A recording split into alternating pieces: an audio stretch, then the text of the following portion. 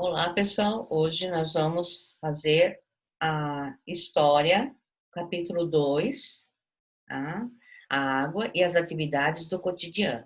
Então, no capítulo anterior, nós vimos as formas físicas da água, as mudanças da água. Hoje nós vamos ver o uso da água na nossa vida, no nosso dia a dia. Então, vamos lá. Os usos da água. Itamassário e Urbano ficaram surpresos ao saber que há muita gente no mundo que não tem acesso à água, e aí ficaram pensando sobre os usos que se faz dela no cotidiano.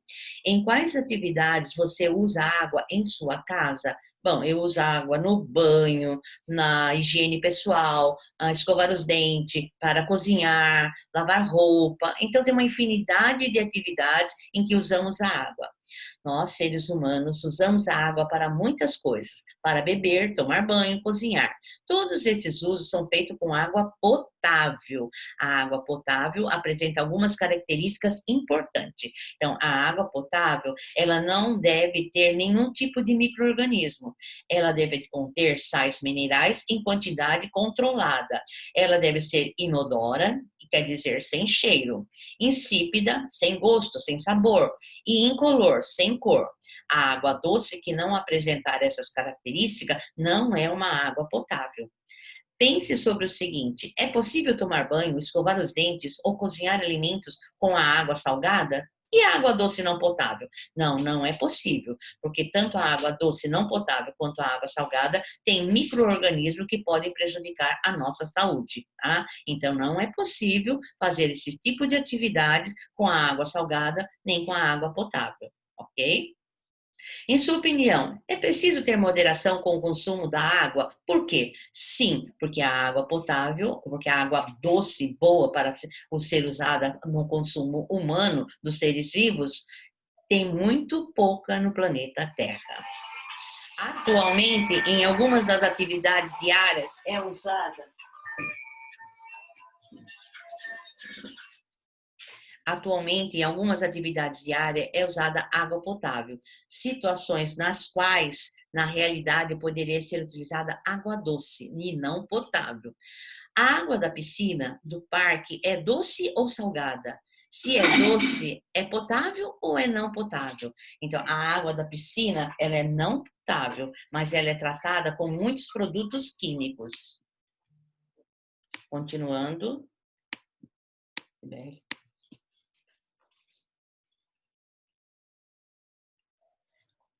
Vamos lá.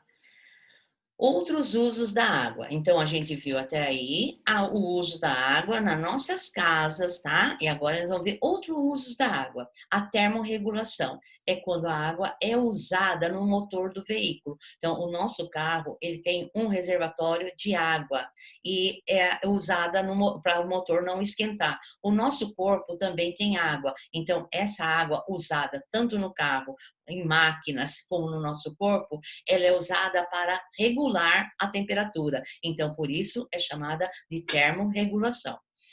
Transporte de partículas e substância. A água também faz um importante papel quando se chove. Ela sai carregando as pequenas partículas do solo, tá? No nosso plasma, no nosso corpo, no nosso sangue também tem água, que também leva os nutrientes para o corpo. O nosso plasma, o nosso sangue, ele é formado majoritariamente por água, e onde leva o nutriente para o corpo todo. A água também é usada em reações químicas, tá? Quando acontece, você tem um comprimido efervescente, você necessita de água para tomá-lo. Então, a água também é usada em reações químicas. Ela pode ocorre apenas em meio aquoso ou usam a água como reagente, tá? Então, a água também é usada como solvente universal. A gente já viu que a água é um solvente universal, utilizada para dissolver os solutos, o pozinho da gelatina, o pozinho do suco, tá? Então, ela é usada também nisso. Então, além do meu cotidiano, do meu dia a dia, a água é usada na termorregulação, nas reações químicas, nos solventes, tá? Então, Como você vê, a água pode ser utilizada para muitas coisas em nossa vida, e mesmo quando ela não serve para ser ingerida ou utilizada em nossa higiene, continua sendo útil para outras atividades, para muitas atividades. Você já aprendeu uma reação química que utiliza a água como reagente? Você consegue lembrar do nome nome e o produto dessa reação? Uma dica: essa reação é feita somente pelos vegetais. Então, os vegetais produzem o seu próprio alimento através do quê? Através da fotossíntese. Então, essa reação química utilizada pela planta é a fotossíntese, tá? Agora eu vou continuar. Se a água de reuso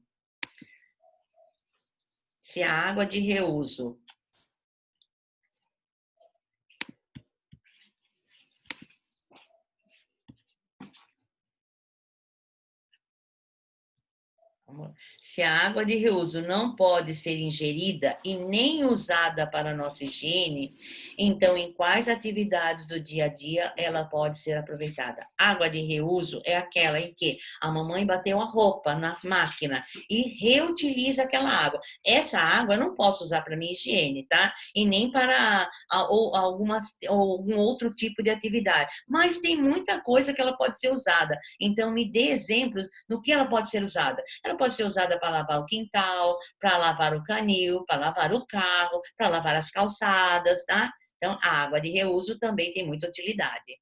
Não, reuso da água nas descargas, tá? Então, toda vez que a gente vai ao banheiro e usa a descarga, geralmente nós estamos usando água potável, porque é a água que vem da caixa e vai embora. Então, nós estamos usando água boa. Então estão pensando em um esquema de a gente reutilizar a água na descarga. Então, vamos ver. Aqui tem um esquema, ó. Quando você toma banho, a água vai para o ralo.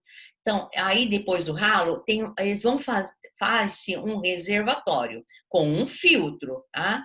E depois, quando você for acionar a descarga, você vai usar a água do reuso do teu banho. Aqui está no reservatório, tá? É uma maneira de não se usar a água potável. Então, as descargas atualmente utilizam a água de abastecimento da caixa de água das residências, a mesma que sai na torneira e no chuveiro, ou seja, uma água tratada para uso em alimento e higiene pessoal. Como o encanamento é o mesmo, é difícil realizar modificações de sistema. Contudo, algumas pessoas tiveram a iniciativa de criar sistemas próprios que reutilizam a água da chuva e do próprio chuveiro para usar na descarga. O esquema mostrado acima é simplificado, pois é necessário o tratamento simples da água, mesmo que vá ser utilizada para descarga. A filtração da água, por exemplo, é necessária, tendo em vista que a água do banho contém cabelos e outros resíduos sólidos. É necessário também um reservatório para armazenar a água que sai do chuveiro. Dessa maneira, é possível dar descarga quando precisar, não somente enquanto alguém estiver no banho. Então, tendo um reservatório, a água fica guardada. Quando você for usar a descarga, você vai usar aquela água de reuso do banho. Tá? Além da economia, qual a importância do reuso da água para as descargas? É evitar o desperdício da água potável. Se eu vou usar na minha descarga uma água de reuso, eu vou estar economizando a água potável da minha caixa. Tá? Então, é evitar um desperdício. Pessoal, vocês já imaginaram quanto custa manter esse parque funcionando? Despesas com água, energia elétrica, funcionários e etc. Verdade, é como na nossa casa, são despesas mensais. Lá em casa, meu pai reclama do valor da conta de luz. Aprendendo o valor das coisas, analisando as despesas mensais. Ita tem razão quando diz que existem despesas mensais em uma residência, as quais se referem a diferentes tipos de necessidade: energia elétrica, água, aplicativos de música, filmes, supermercado, boletos de cartões de crédito, aluguel, condomínio, etc. As despesas precisam ser controladas de acordo com a renda mensal da família. Vale lembrar que, além das despesas, é importante ter uma reserva de dinheiro para casos de emergência. Vamos ver o exemplo do Ita. Veja as despesas mensais da família dele. Então, aí nós temos, ó, o Ita gasta com conta de luz, com filmes, com cinema, com supermercado, com a conta de água, com a conta do telefone da TV paga, com cartão de crédito. Então, tem várias despesas. A família do Ita tem uma renda mensal de 5 mil. Sabendo disso, analise as despesas e responda as questões a seguir. Bom, primeiro, na número 1, vocês vão pegar todos os valores gastos pela família do Ita, somar, fazer uma conta de mais, para saber qual é o total da despesa da família do Ita. Depois disso, vocês vão fazer uma nova conta. Vocês vão pegar a renda mensal da família do Ita, que é de 5 mil reais, e vão tirar dela, fazer uma diferença, tirar dela tudo que ele gasta, para ver quanto vai sobrar da renda mensal da família do Ita. Na número 2, existe alguma despesa da sua família que não esteja presente nas da família do Ita? Então, tem alguma coisa ainda a mais que vocês pagam, os pais e vocês pagam, que a mãe do Ita não tem? Pode ser uma prestação de casa, né? Pode ser uma prestação de um carro, da escola, das apostilas. Então, se vocês têm alguma despesa a mais, escreva quais são elas na número 2. Na sua opinião, comparando o total de gasto com a renda mensal da família do Ita, então, resultado lá da nossa conta, o que eles gastaram e a renda mensal deu uma diferença, uma sobra, o valor da diferença é apropriado para alguma urgência, leve-se em consideração que a família do Ita é por 3 pessoas. Então, o que sobrou dá para as 3 pessoas. Tá? Dá para as 3 pessoas, caso ficar doente, precisar de um médico, de alguma coisa, dá para as 3 conseguirem pagar tudo? Todas as despesas da família do Ita são referentes às suas necessidades básicas. Há alguma que seja referente a entretenimento da família, a diversão? Eu acho que sim, tá? Então, qual é referente à diversão da família? A conta de água do Ita é alta. Como é possível diminuí-la? Então, dê dicas para o Ita diminuir a conta de água, tá? Fechar as torneiras quando estiver pingando, não escovar os dentes com a torneira aberta, diminuir o tempo de banho. Então, isso são coisas possíveis, né? Fazer para que a conta de água nossa abaixe. Pessoal, as páginas, vamos continuar. As atividades humanas é a poluição da água.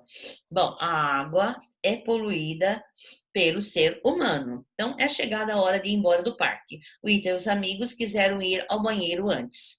O banheiro do parque era grande. Enquanto o Massaro esperava os amigos, ficou observando a quantidade de vezes que uma descarga era acionada.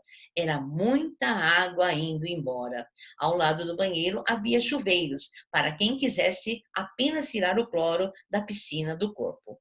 E mais água caía pelo ralo. Para onde será que vai toda essa água? Bom, você saberia responder para o Ita para onde vai toda essa água? Bom, eu espero que vocês lembrem do ano passado, que a gente disse que toda a água utilizada na nossa casa vai para o esgoto, para ser tratada e depois despejada nos rios. Quando o Massaro e os amigos encontraram os pais de Ita para irem embora, o menino lançou a mesma pergunta a Parapotira. Para responder, ela relembrou que as crianças aprenderam sobre o tratamento de esgoto na escola.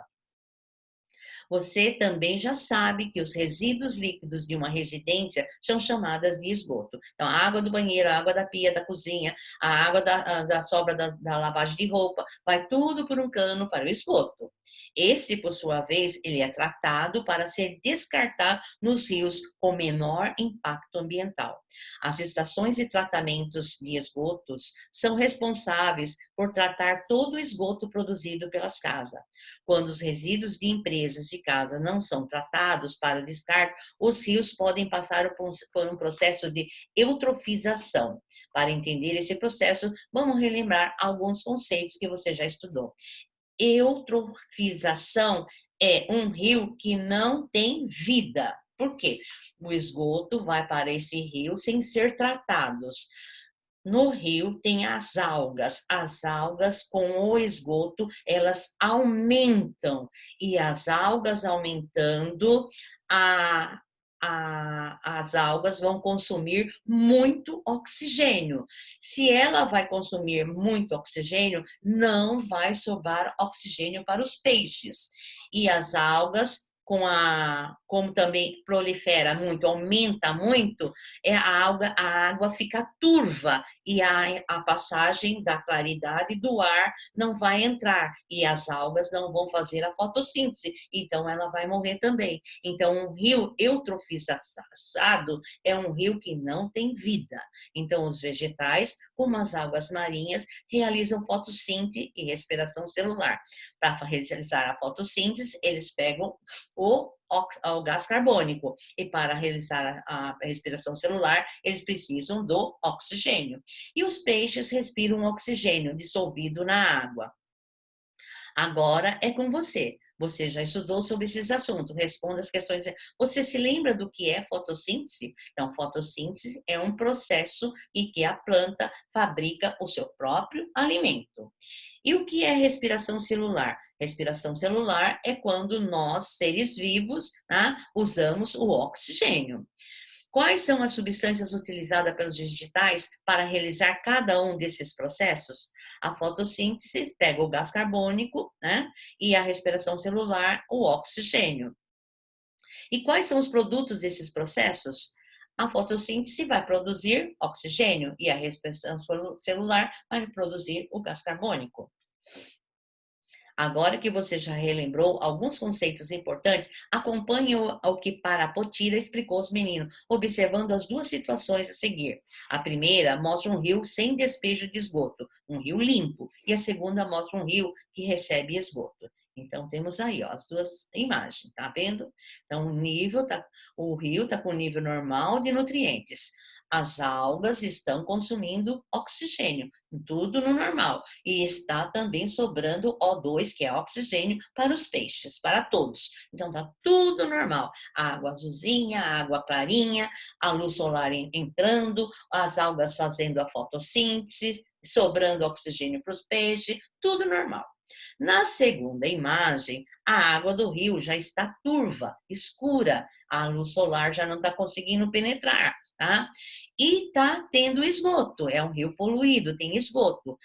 As algas se alimentam do esgoto e elas se reproduzem muito, porque elas estão comendo bastante. Então, comendo, elas vão se reproduzir. Se reproduzindo, elas vão consumir muito oxigênio e não vai sobrar oxigênio para o peixe. Vai faltar oxigênio para o peixe e ele vai morrer. Então, esse é um rio de eutrofização. Esse é um rio poluído, onde não há vida, porque o peixe vai acabar morrendo por falta de oxigênio. E as algas também vão acabar morrendo, porque a luz solar não entra e ela não pode fazer a fotossíntese. Observando as imagens, que conclusão você chegou? Então, observando as imagens, olha só. Em uma situação normal, como a que você vê na primeira imagem, os níveis de nutrientes da água, que são nitrogênio, fósforo, potássio, são equilibrados, estão tudo normal, é suficiente, sem excesso para a sobrevivência das algas que se alimentam deles. Quando o esgoto não é tratado e é jogado na água, como na segunda imagem, os níveis de nutrientes ficam muito elevados. Dessa forma, as algas começam a se alimentar de maneira descontrolada. Por consequência, elas se reproduzem rapidamente. Quanto maior o número de algas, mais oxigênio é utilizado, pois elas também realizam a respiração solar. Dessa forma, pouco oxigênio fica disponível para o ambiente aquático, para os peixes e outros seres vivos. Então, sobrou pouco oxigênio. Logo, os peixes sem o oxigênio morrem e a população de algas cresce ainda mais. Devido a esse crescimento, a água começa a ficar turva e dessa forma a luz não consegue atravessá-la. Então, se ela não atravessa, a alga também não vai conseguir fazer a sua fotossíntese. Se a luz não consegue penetrar na água, o que ocorre com as algas? As algas vão morrer, porque não tem a fazer a fotossíntese. Dessa forma, o ecossistema do rio é afetado e ele se torna um rio eutrofizado, pois nele não há vida, então acaba morrendo tudo. Para evitarmos que processos como eutrofização ocorra, o que é necessário fazer? É necessário tratar o esgoto antes dele chegar no rio. Tá? Então, é preciso primeiro que o esgoto passe por uma estação de tratamento para depois ser despejado nos rios. Tá? Bom, o próximo assunto, pessoal, nós iremos falar no Skype, ok? Por hoje, encerramos aqui. Tchau, tudo de bom para vocês.